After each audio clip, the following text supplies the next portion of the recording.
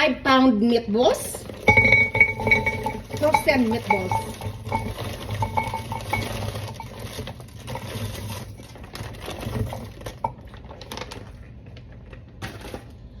Two bottle of chili sauce and 1 bottle of grape jelly. Put them in the bowl. Mix them together. Swish, swish, swish, swish.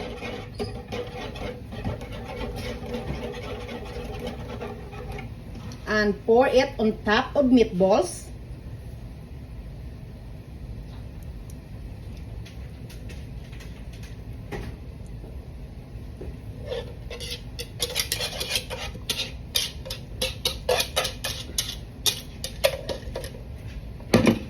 And slow cook for 6 hours in slow heat. Thank you, guys.